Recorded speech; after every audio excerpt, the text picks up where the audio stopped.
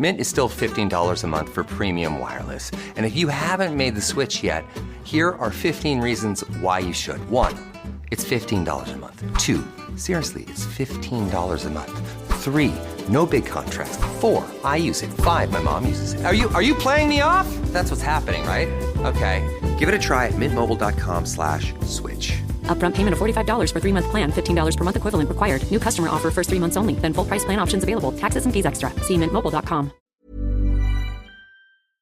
This episode is brought to you by Paranormal Playback, a new podcast where hosts Shar, Mel and Laura recap the spooky and entertaining world of paranormal reality TV. Each week they take a fresh look at popular shows like Ghost Adventures and Kindred Spirits, blending humour with insight as they pull apart what's happening on screen. The three of them are a mix of believers and skeptics, which makes for really fun conversations, sometimes leaning into mystery, other times asking the questions viewers might be thinking themselves. With their background in creative production, they know how these shows are put together, so they're great at pointing out the moments that feel real versus the ones that might be more for the cameras. And their segment, This Old Haunt, digs into the true crime side of paranormal investigations, separating fact from fiction. With Halloween coming up, it's the perfect time to add something spooky, funny and a little addictive to your playlist. For even more spooky, ghostly, paranormal content with a humorous spin, go check out Paranormal Playback.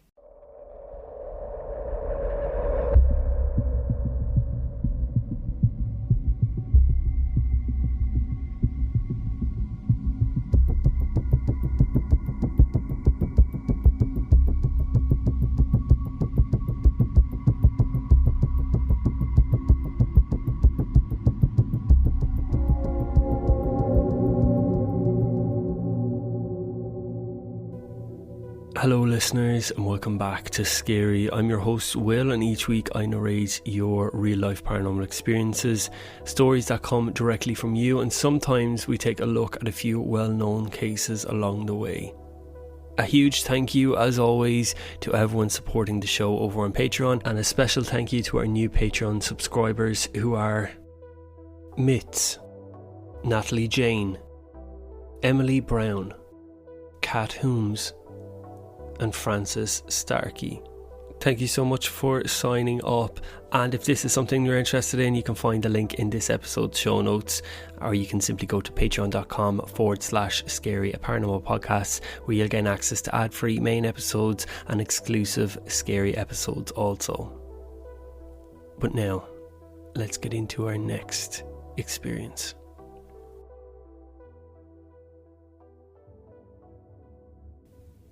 Tenerife, 2013. I was 19 when I had my paranormal experience. It was one of those all-inclusive family holidays. My best friend had come with us, which at the time felt like the best part. We'd been inseparable all through secondary school. We were the kind of friends that would finish each other's sentences and got weird looks on the bus for laughing at stuff we only found funny. So when my parents said I could bring somebody, there was no question. She was coming. The hotel was standard enough. Nothing fancy. White walls, big pool, row of loungers reserved at 7 a.m. with a towel, like it was a military strategy. Our room was pretty basic, but fine. We shared a twin room, just the two of us, and my parents were in the room next door with my younger brother. I remember that the aircon barely worked, so that week, for the first couple of days before I adjusted, I was sweating so much all the time. Most of the holiday blurred into the same pattern. I mean, the day was fun, but by evening, for the first part of the week, the most exciting thing that was happening in the nighttime was going to some touristy restaurant with laminated menus. My family's not really the adventurous type. They're more of a find a decent Chinese and stick with it type. By the third day I was getting a bit restless. I'd seen a couple of flyers for local clubs and I figured, it could be fun to check one out. Do something different, shake it up. I asked my friend if she wanted to go, and straight away her vibe completely changed. She didn't even think about it, just said no. At first I thought she was messing. She liked going out at home more than I did, honestly. But she was being weirdly stubborn about it.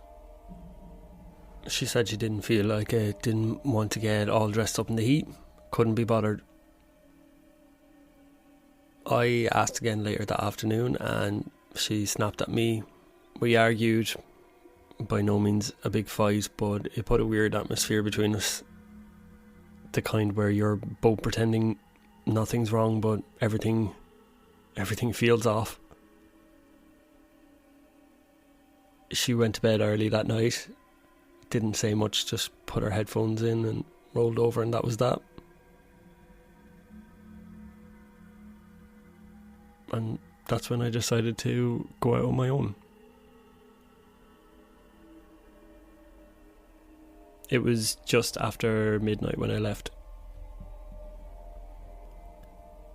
I lay there for about 20 minutes, staring at the ceiling, listening to this faint hum of music drifting up from some bar down the road. My friend had her back to me, earphones in, and I figured she wouldn't even notice. I moved as quietly as I could, slid on my shoes, grabbed my phone, my hotel key card, and slipped out the door without making a sound. There was something kind of exciting about it, I won't lie. That sense of doing something that you're not supposed to, even though I wasn't really breaking any rules, I was an adult. I just didn't want the drama of trying to explain it.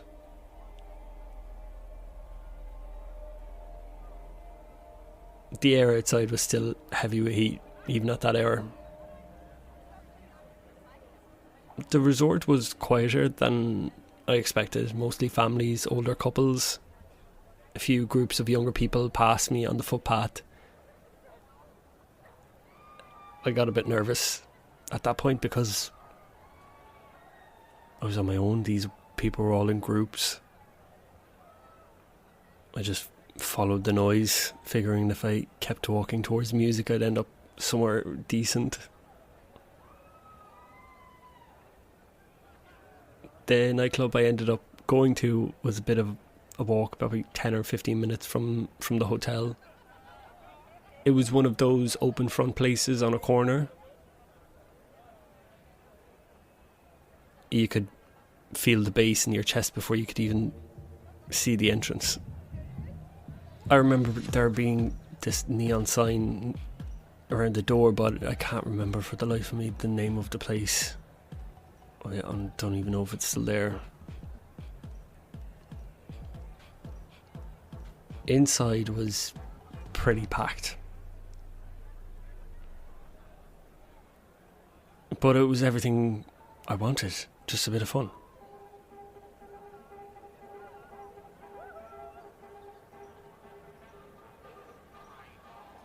The music wasn't really my sort of thing, but I didn't care. I was glad to be out. I got a drink at the bar and positioned myself against a wall near the edge of the dance floor. After a while, someone came over and started talking to me. They were friendly, smiling, relaxed, a bit older than me maybe, but not by much. I couldn't tell if they were local or just someone who'd been there for a while. Their English was good, a bit of an accent that I couldn't place. We chatted for a bit. Small talk mostly. Where was I from? How long was I here for? I don't want to say that they felt creepy or pushy in any way. They were easy to talk to. safe even. I had another drink, maybe two. I wasn't keeping track. We danced for a bit, shouted over the music, and at some point, I can't remember how it came up, but they asked if I wanted to keep the night going somewhere else, somewhere quieter. I do remember hesitating because I had this half-second flash of thought of, what am I doing?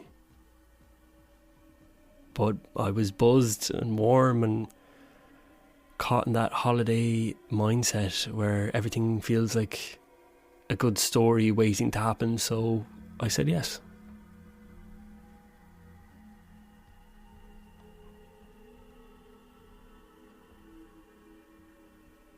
So we finished our drinks and left. We hopped in this white taxi, the ones you see all over the island. The driver didn't say much, just nodded to the person when they gave the address, and we pulled away from the noise and the lights of the resort, and instantly everything got quieter. I remember watching the streets change through the window. The neon lights gave way to older buildings and then to winding roads and these kind of scrubby trees and stone walls. And the lights were now further and further away. I asked how far was it. They said not long, but I didn't recognise anything. We were definitely leaving the typical tourist area.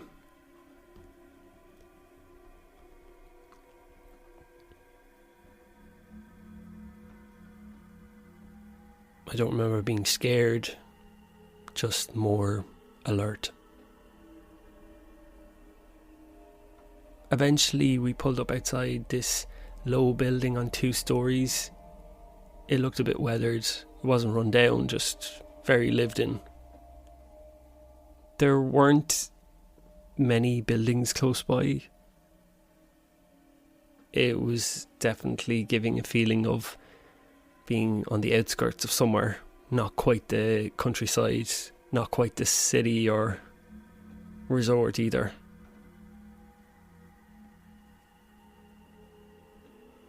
When we went in, the place was quiet. There was nobody there. My ears were still ringing from the nightclub. I remember just thinking how still it all felt and how quiet it was. The adrenaline from the club had slightly worn off. We had a few more drinks, listened to some more music, laughed a lot. The last thing I remember dozing off was the hum of this ceiling fan and the sound of footsteps just faintly on the tiles above. I assumed it was somebody upstairs, maybe a neighbour. It didn't really register as odd at the time. I don't know how long I was out, but sometime around early morning, just as that blue-grey light starts seeping through the blinds, I woke up needing to pee. My head was pounding. Dry throat, nausea, the works. For a second I had to remember where I was. I kind of padded my way to the bathroom, did what I needed to do, washed my hands, and as I went to open the door to leave, I was greeted by this older lady, maybe in her late 50s, early 60s, this shoulder-length grey hair, face red with fury. She started screaming in Spanish, words I didn't understand, but the meaning was very clear. Rage. Pure, unfiltered rage. Her hands came at me, open palmed, slapping, hitting, scratching. I just remember stumbling back and putting my arms up to my face to shield it, shouting, "Sorry, I don't know. She just kept coming, pushing me harder back into the bathroom, and then the door just slammed behind her. I think I was shouting, maybe screaming at this point.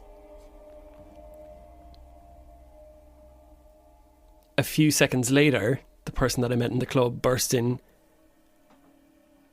completely confused, wide-eyed, asking what the hell was going on. I was back up against the wall, shaking, trying to explain. And eventually I retold what happened, and they stared at me like I'd lost my mind.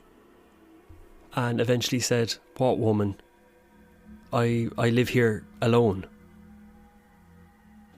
So I said, "Well, it must be somebody that's upstairs. Could it have been your neighbour? Could it have been somebody who came by mistake? Is it your mother?" They went on to say that there was nobody living upstairs at the moment. And then they looked at me like maybe I was on something. Gently, not accusing but cautiously saying, "Did you take anything at the club? Someone could have put something in your drink?"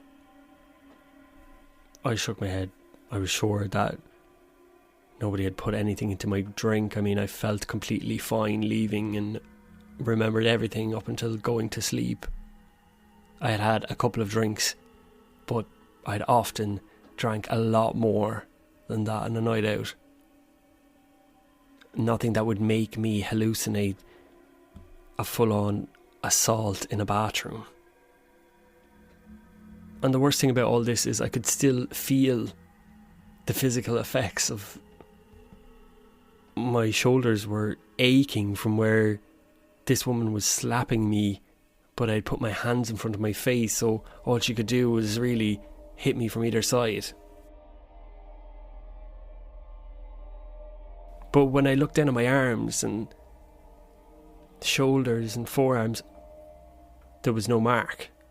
There was absolutely nothing to indicate that someone had been hitting me or that I'd been attacked. But I knew I had. I felt it.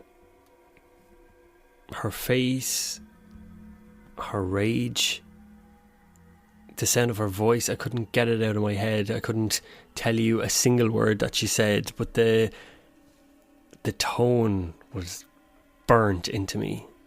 I just wanted to get out of there. So I asked them to call me a taxi. And to their credit, they did without any more questions. Maybe they were more afraid of me than anything. I made them sit on the front doorstep with me while I waited for the taxi because I was afraid that this woman was going to appear again and attack me. By this point, the sun was coming up properly now. Everything had tinged to that early morning glow, and the birds were chirping. It should have felt peaceful, but it definitely didn't.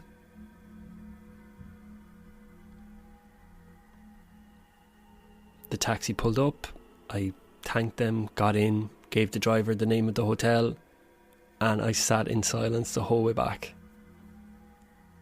I didn't want to think about it. I didn't want to feel anything. I just wanted to go to my room, sleep it off, forget the whole night ever happened. And to top all this off, I was extremely hungover.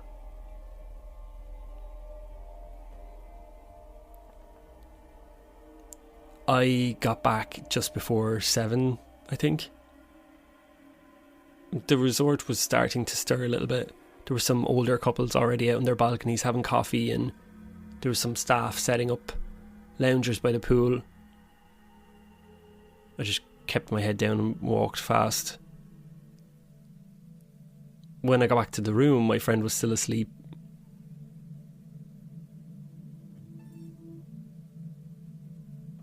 I didn't even bother changing. I just collapsed on top of the covers in my clothes. Everything felt sore. I slept well into the afternoon. I just told them that I had a bit of a headache. Of course, when I did wake up, the first thing I thought about was this woman. That whole day I spent thinking about who the hell was that woman? Why did she attack me? And also, why was that person pretending that nobody else lived there when clearly this crazy woman was living there?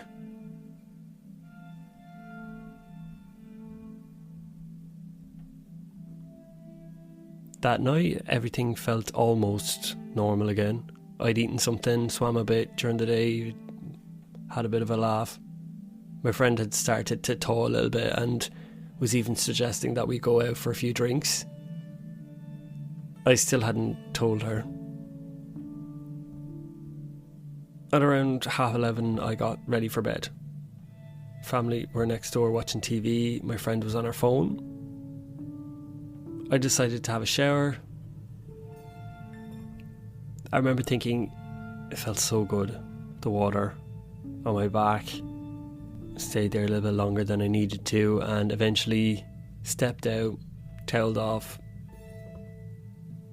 wiped the condensation from the mirror, and then something shifted. I got this feeling in the pit of my stomach, that feeling like something horrible had just happened and you just witnessed it. This overwhelming sense of dread. I reached for the door handle, and just like the night before, I was shoved backwards pretty hard. I hit the wall with my shoulder, and there was this woman again, the same woman, same grey hair, and then she was gone.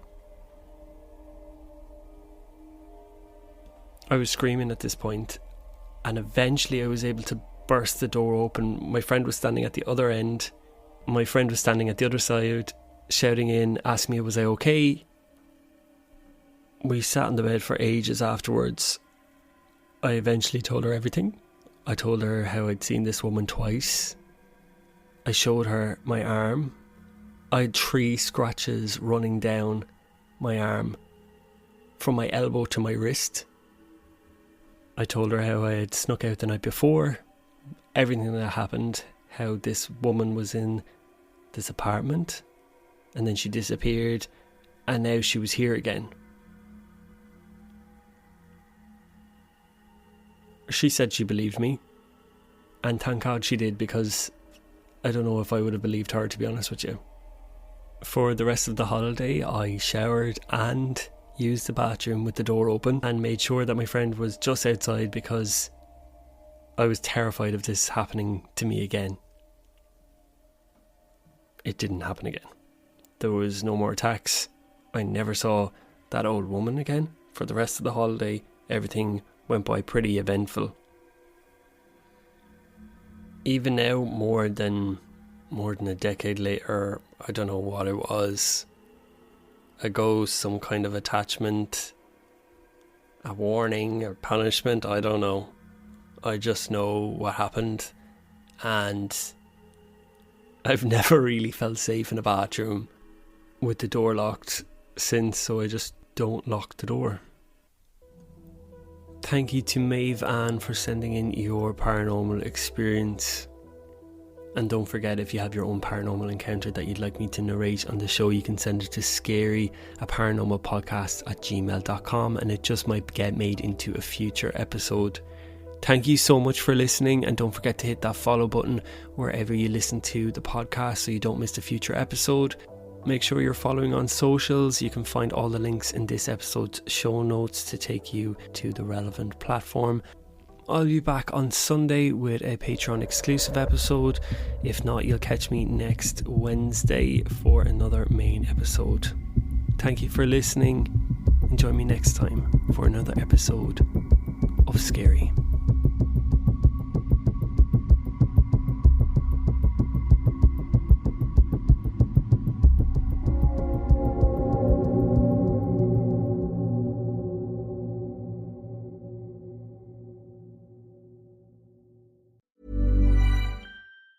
Hey friends, it's Nikayla from the podcast Side Hustle Pro. I'm always looking for ways to keep my kids entertained without screens, and the Yoto Mini has been a total lifesaver. My kids are obsessed. Yoto is a screen-free audio player where kids just pop in a card and listen. Hours of stories, music, podcasts, and more, and no screens or ads. With hundreds of options for ages 0 to 12, it's the perfect gift they'll go back to again and again. Check it out at yotoplay.com. YOTOPLAY.com. Streaming is changing the way we watch live sports. And your internet connection can be the difference between catching the game-winning touchdown as it happens or hearing about it from your neighbor's cheers. That's why Comcast is building the network of the future. Using cutting-edge AI and edge computing technology, we're bringing fans closer to the action in stunning high definition with ultra-low latency. It's not just fast, it's game-changing. Learn more at ComcastCorporation.com/sports. For adults with Crohn's disease or ulcerative colitis symptoms, every choice matters. Tremfya offers self-injection or intravenous infusion from the start. Tremfya is administered as injections under the skin or infusions through a vein every 4 weeks, followed by injections under the skin every 4 or 8 weeks. If your doctor decides that you can self-inject Tremfya, proper training is required. Tremfya is a prescription medicine used to treat adults with moderately to severely active Crohn's disease and adults with moderately to severely active ulcerative colitis. Serious allergic reactions and increased risk of infections and liver problems may occur. Before treatment, your doctor should check you for infections and tuberculosis. Tell your doctor if you have an infection, flu-like symptoms, or if you need a vaccine. Explore what's possible. Ask your doctor about Tremfya today. Call 1-800-526-7736 to learn more or visit tremfyaradio.com.